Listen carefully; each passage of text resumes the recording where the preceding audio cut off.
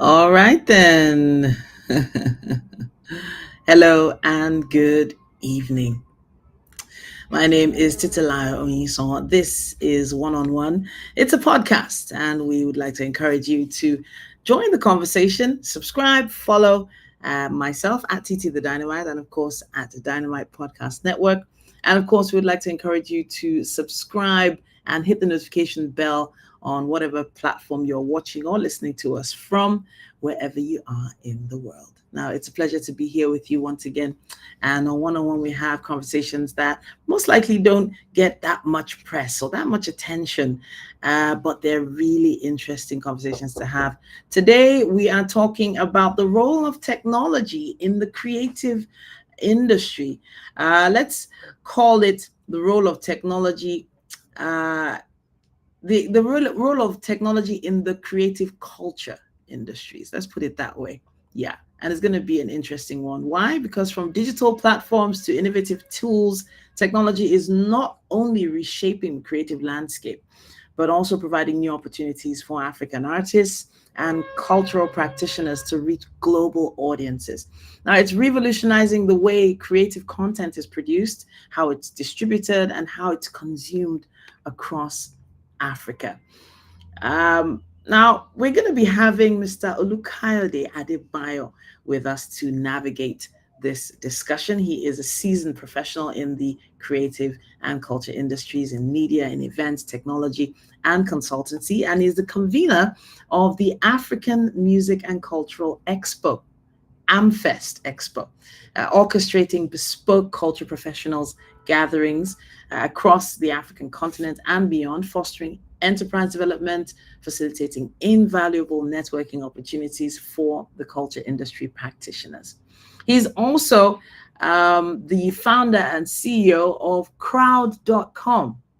Now, that's a music business education digital profiling platform for music industry professionals. And it is, of course, a pleasure to have him here with us. Good evening, Mr. Kayode. Good evening. Thanks for having me here. I really appreciate the platform. How are you doing? I'm fantastic. Wow, this conversation has been a long time coming, but it's one that we're excited to have. Thanks for taking out time to join us today. Thank you. I should. All right. So very simply put, technology has transformed the creative industry in Africa over the past decade. But a lot of people are unaware of the implications, what this actually means. Okay, yes, I can access the latest songs from my phone directly now. I don't have to wait in traffic and get someone to hawk a DVD or a CD for me and slot it into a device that will then play it. I don't have to be worried about it skipping anymore. But there are other implications. So please let us in and tell us how exactly it's improved the industry. Okay. Thanks for having me again. So the role of technology in this creative culture space has been enormous. It's been enormous because now our music, everything that is about our culture, is being enjoyed on a global scale. And that's the power of technology, right? To kind of amplify and simplify things. So now, when you go to places like TikTok, you find people eating, they call it fufu, right? You see them eating fufu. They are trying to combine it with a goosey soup, and it could be a South Korean, it could be a German, it could be someone from Gambia, and they're trying to try out a goosey soup. They're trying to try out a fori roll, and then they try jollof rice, and they are giving live comments about how tasty it is. And you see people at the Paris fashion show, they are wearing some type of Ankara mixed with some lace, and you see how colorful our colorful African attires are being adorned by celebrities in Hollywood. You see our music being played, in 100,000 stadiums and all those things. We can link a lot of these things that we've seen in the past, let's say 7 to 10 years, purely on technology, because you have platforms now where just for a click of people can find your music, people can find anything that's about your culture, people can decide to take it and start to use it, and it causes and creates a trend. And so it's been an interesting time for the African continent, and so that's when you now see celebrities like Beyonce wanting to work with our local practitioners. It has stemmed from technology. When you see that someone like a Burna Boy, for example, is being called to be able to headline Glastonbury Festival, this is technology, because technology now especially has helped in numerics, the spread, it has helped mileage, and to a large extent it has helped how people look at importance. They look at the level of traction behind the culture, basically. So yeah, it's easy to access music. It's easy to know music now. For example, through technology, if I'm listening to a song and I don't know what the song is, I just put my phone a little bit, a little towards, I put on an app, and then the song is able to, the audio of the song plays into the technology and it's telling me what song. So it's helping to also discover culture, discover music, and it goes on and on. It's helping to hire people from across the globe. Can we, our culture practitioners, are being hired out, leveraging technology platforms, and that's just the beauty of what we have here. Of course, not that it doesn't have its own situation around it, but yeah, we're definitely going to go there eventually with this conversation. But you've really hit the nail on the head, that technology has essentially its tentacles everywhere, especially in the creative industry. But now, when it comes to distribution, a lot of people are not so aware of how distribution has also changed. It's not just about going from radio station to radio station to make sure that your song is played over and over anymore. Could you give us some insight into the opportunities, some of the challenges that some of these new distribution channels are having? Well, you know how it is with technology, right? It's like everything in life, there's always a cause and an effect. So for anything that goes good on one side has its own repercussions to it. And I think that's what has happened, especially in the aspect of distribution. So when we talk about film distribution, when we talk about music distribution, when we talk about, video content and culture, how the culture is distributed, is either distributed via audio or via visuals, and then of course through literature also, fonts and text and all those things. So it's just things that are new, basically. It's a newness that has come into that space. It's not that it has disrupted things. For example, radios are trying to catch up right now with the whole distribution thing. At the time, radio was king, but right now, radio itself is playing catch up right now. Then you start to look at matters around the influencers. People have used these technologies to be able to build communities on platforms, and those community leaders or those owners of those communities have become very influential in how things are distributed now. So that's why you see, for example, in Hollywood or Nollywood, there's a deliberateness to want to bring influencers into films and help and make them participate in those things, because part of their contract will be sharing that particular film file with their community, which brings a lot more people into that space, which creates jobs actually, because these influencers make quite a lot of money, when you look at how influential they are in the distribution process right now. For music, for example, you want to release your music, it's not just enough to take it to the radio and do radio rounds anymore. You have to be talking to influencers, and these are, when they say influencers, these are on technology platforms, right?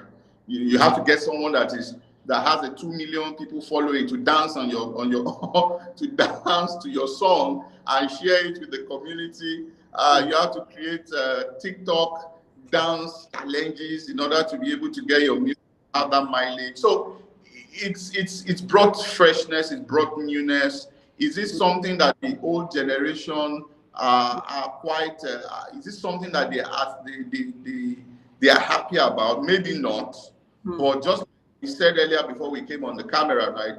It's about who is agile now. It's how agile you are. It's how you can quickly adapt to things and quickly just move with how things are functioning now in order to be able to get the best of it. So distribution has changed. It has been disrupted, but the good thing also is that it is not out of reach. It is more like now it has been democratized. So those whole situations where there were gatekeepers before, there are no gatekeepers.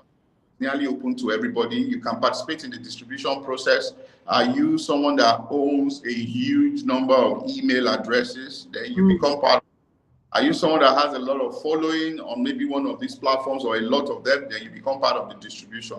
And at the end of the day, you know, the money or what we call the reward, it just trickles down to everybody. And to a large extent, there are more people participating in that distribution process than it used to be now, which I think is good, basically. Yeah, sure.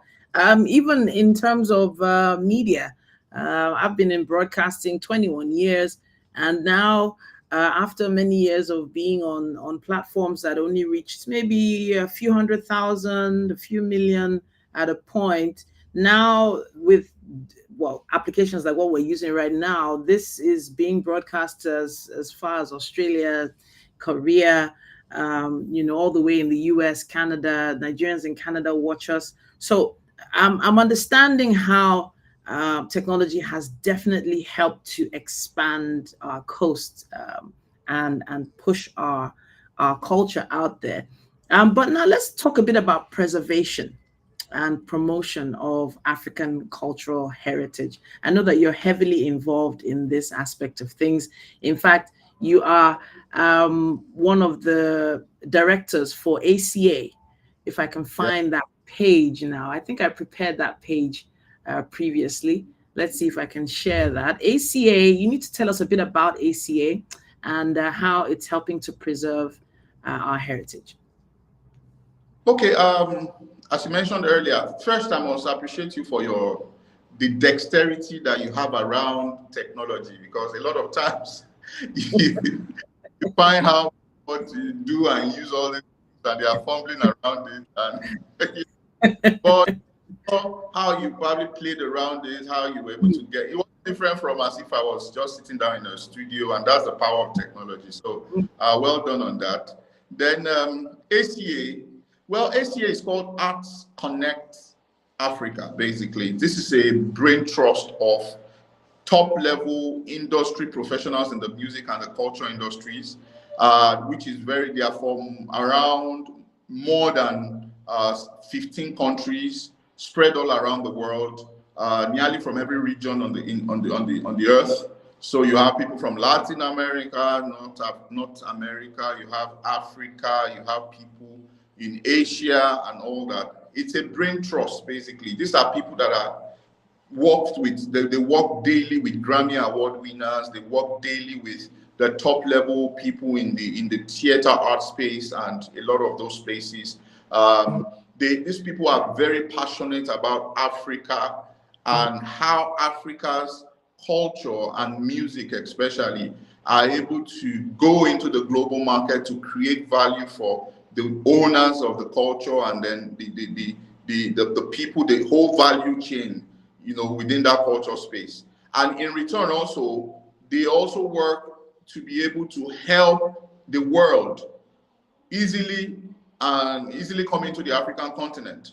Because right now, because of the camera and the focus on Africa and her culture right now, everybody, for example, there were people in live music conferences within our team members 2 months ago, where all the live music people, were there, booking agents for artists and all that. And everything everybody was saying there is, my booking agent, my manager needs to find me something to do on the African continent. These are top level musicians. They want to come to the African continent. They want to be there. They want to engage the people. They want to come and take inspiration from the people. They want to be able to learn more about the culture. So there hasn't been a more fantastic time to be African. So the ACA as a brain trust has top level professionals coming together is facilitating that. So it is more like, oh, we are here on the African continent. We are music artist managers. You have people that are artists, that are music managers to Hugh Masekela, people that book Angelique Kidjo, Yusu Undo. You have people that own music festival in Zimbabwe. So it's like a huge, people that own technology platforms. So it's a huge gathering of good top level professionals, and all their passion, all their day-to-day passion is about how to be able to get Africa value for her music, for her culture. And so much fantastic thing going on around education, so much things going on around culture exchange, so much thing going around how to use culture to build economic, what they call it, economic impact, social impact on the continent. And even today we had a meeting, and the meeting has just been about a congress that we'll be having in Morocco. And the idea, it's about how, for example, one of those things that we're talked about today is how do we do a bit of music history? How do we get people to come and learn about the instruments that are even played in the West? That those people there don't even know that the history of those things directly to the African continent. Those instruments were created on the African continent, and it morphed little by little into what they have out there now. And how do we teach it to students? How do we teach it to young kids so that these people become the fans of music in the next 10, 20 years? They should be able to have an understanding of that history, about how important Africa is in what they listen to and what curates their lifestyle at that particular time. So it's been a very fun experience, yes, for me, basically. Fast. It's huge. I'm going through that site. There's so much to read, so much information there, and obviously the team behind it are solid. I could already see some faces that I was just wondering, wow, this is where they are, this is what they're doing. And of course, there are a lot of mature minds there, meaning that there are people also evolving and trying to move with the times. And a lot of people don't realize the back end, what goes into making this industry what it is. Now, preserving African culture heritage has always been about history and education and enlightenment, and using our platforms to tell our stories. When it comes to being a traditional African art form, and then versus let's say more modern creative expression, do you believe that technology can help to blend these different artistic practices in a meaningful way? Yeah, I see it every day. So it's part of what I do on a daily basis, right?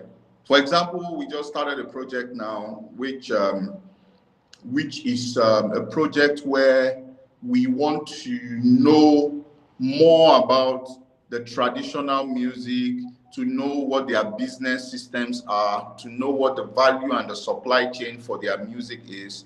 We want to be able to understand what the how do they, the entrepreneurship process for them, the enterprise process for them, how do they get their funding, how do they come together to be able to deliver value, what's the sustainability of their practice. For example, you have a traditional music artist that probably at the time, and you know how those things are, they stay long. So it's not a situation where I'm a wave artist. I just do the song and then 2 months later, nobody knows about me. These guys practice for the whole rest of their lives. So is it that maybe I have a kind of like an apprenticeship process where people kind of practice under me and then they grow into the business when I'm kind of fading out, and they take my style, add some few things to it to be able to make it there. So we have a project right now that we are doing that for traditional music of Africa. For example, we started with Juju, we'll go to Fuji, we'll go to Akpala, we'll go to Sakara, and those things. And by the time we are done with the Nigerian, the West African one, we go to the East Africa, and then to West Nigeria, then we go to East Nigeria, we go to North Nigeria. Then after that, we will push it out into the wider continent, where people in Ghana can tell us the traditional music that exists in their country and how it has affected music in Ghana. Same for people in Angola and all those. So it's a fantastic project, and the good thing about those projects is that by the time we are curating in a media format, right? Where we do interviews for these practitioners and get them to tell us what is happening in that space. And when it is done, guess what? We are putting it on technology. Exactly. Those technology platforms, pushing it out for a wider audience to be able to learn about it and understand what it's about. For example, we just finished a project now, which was about what is the music festival, concert, and touring circuits across the Africa, basically. So people in the West Africa told us things, people in East Africa told us things, people in North Africa and Southern Africa told us things. We are bringing those things together now into more like a white research paper that we'll be publishing in order to make the wider ecosystem to learn about this. So at the end of the day, it's either you are using technology to amplify what you do, using technology to create what you do, or using technology to preserve what you do. So at the end of the day, as I said, technology will come in somewhere. And so it's not a time to run away from technology, it's a time to embrace it and to be able to leverage it properly for value. All right, for those that are just tuning in, you are watching and listening to One-on-One. My name is Titilayo Oyinsan. We're discussing the role of technology in the creative culture industry. Now, we've started the conversation with Mr. Olukayode Adebayo. He's been so gracious with his time and, of course, with his opinions, and he's sharing a lot of knowledge with us. We'd love to see your comments and suggestions, contributions. The comment section is wide open right now. You can use the YouTube comment section or the comment section on Spreaker or Spotify, or indeed on Instagram. We will see your messages and we might even be able to put them up on the screen. All right, so he is a very seasoned professional in the creative culture industries, in media, events, technology, and he's convener of African Music and Culture Expo. We haven't talked about Amfest yet. He's also founder of crowd.com. I wanted to talk about crowd.com at this point.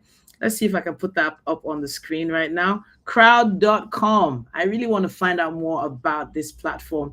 The first page says, start to earn in foreign exchange as a music professional. Now, I feel like this is where every musician wants to be right now. Am I right? Yeah. That's where every music professional. Everybody wants to talk in foreign exchange now. So crowd was created from the place of pain. Wow. The place of pain, working with people in the creative space and seeing how very backward most of them were in matters of technology, in matters of understanding how to digitally monetize the value that they have, whether it was a talent value, in skill, or whether it is some form of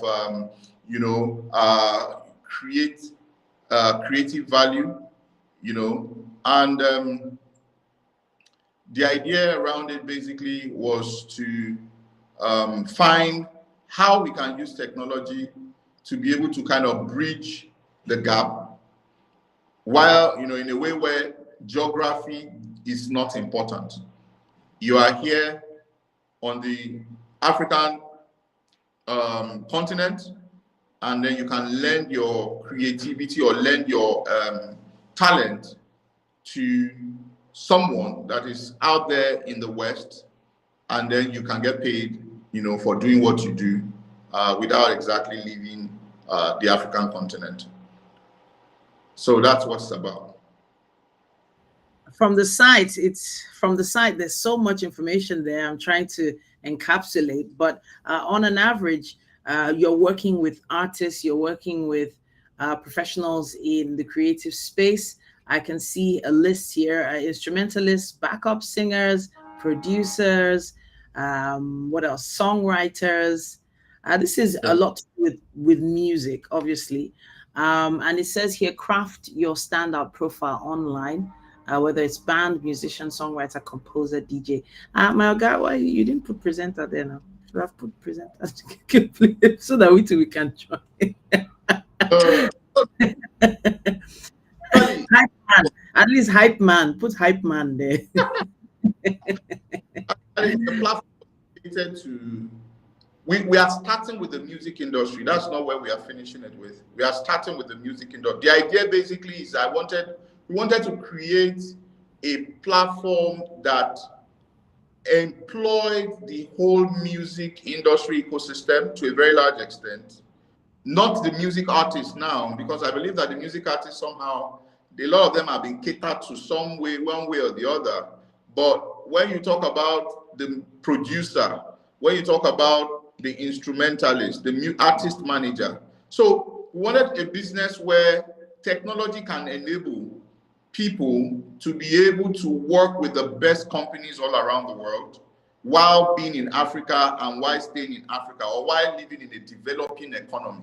So the idea is to look at how we can use technology to get opportunities from developed economies that are willing to pay in dollars and then hire local African professionals. Because when you look at our professionals on the African continent, they took Afrobeat to where it is now. They took Amapiano to where it is now. World music is thriving on the global stage also. You know, we see our people dancing and there are influencers everywhere. So we felt that, look, these people can be on the African continent and be lending value to a lot of companies there. And you know what? To a large extent, Africans can be affordable. And we can enjoy the arbitrage that exists between international currencies and our local currencies also. So we just brought in technology, more like a human resource technology platform, but for music industry professionals.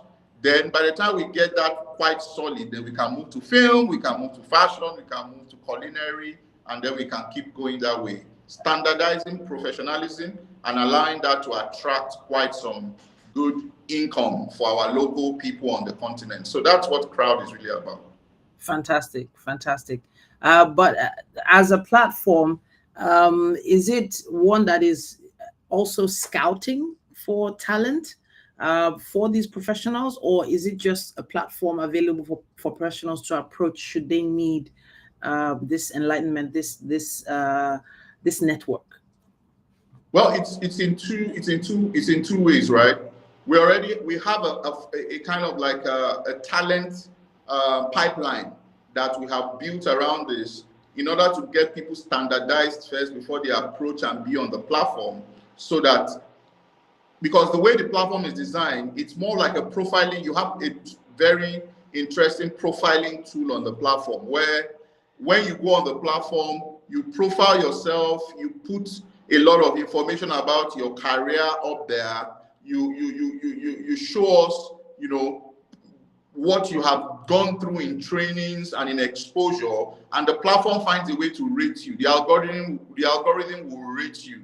So you will have a particular rating on the platform.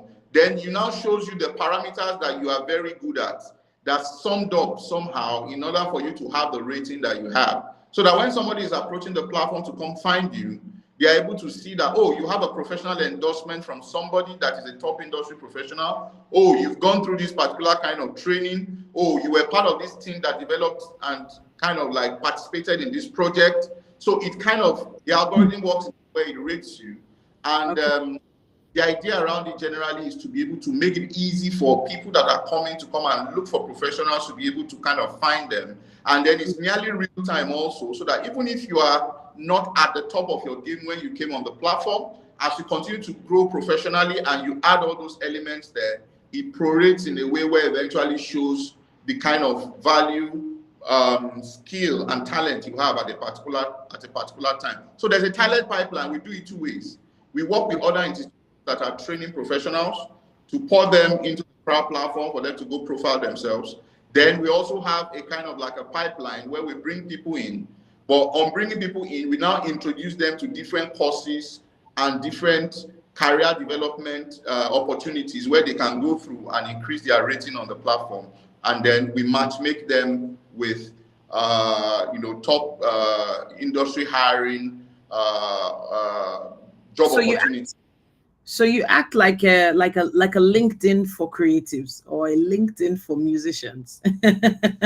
Well, yeah. So if A resource from both sides, a resource from the professional side and a resource for the vendors as well, those who are looking for these creatives.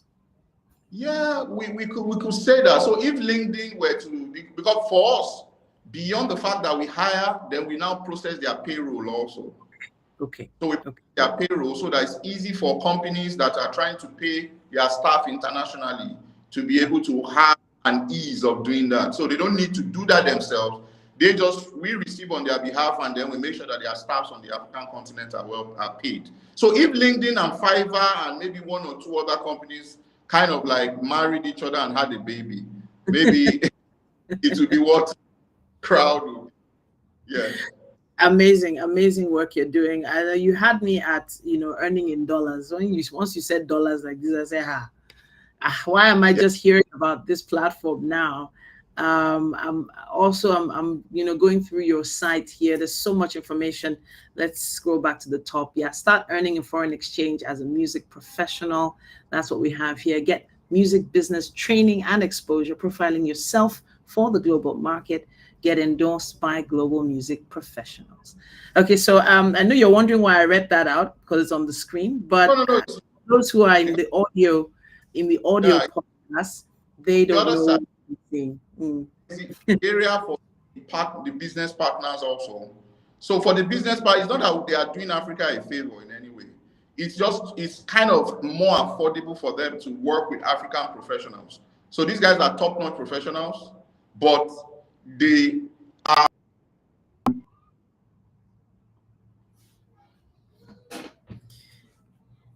Okay, I'm hearing a network glitch there.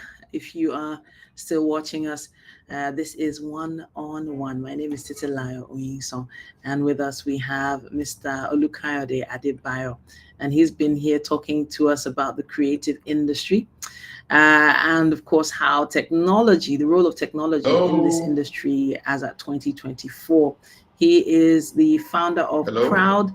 And yeah, there's a lot about Crowd that interests me, and I know probably interests you or someone you know. Probably have an up and coming artist somewhere in your community, in your immediate surroundings, in fact, who needs a platform like this. And you never know, it might be your guitar skills, your drumming skills, your keyboard skills that will get you, hello. those jobs from outside the country, outside into the global market because of platforms just like this. All right, then. Now we are, of course, far spent on time. I think his internet went out and just in time, too. I did have a few questions for him, but I will have to move it on to another episode. Technology has indeed transformed the creative industry in so many different ways, from digital platforms to innovative tools. Technology is not just reshaping the landscape, but is providing new opportunities for African artists and cultural practitioners to reach global audiences. Hopefully, today's episode has interested you. Would appreciate it if you subscribe to this channel, and of course, follow us on social media. And of course, if you would like to be on one, maybe there's a conversation you'd like to have with us, it's very easy. All you have to do is send us an email. That's dynamitepodcastnetwork@gmail.com. Dynamitepodcastnetwork@gmail.com. We can't wait to hear from you. And of course, as soon as we get your mail, we will get back to you. All right, then. Until next time, my name once again is Titilayo Oyinsan. Thanks for listening.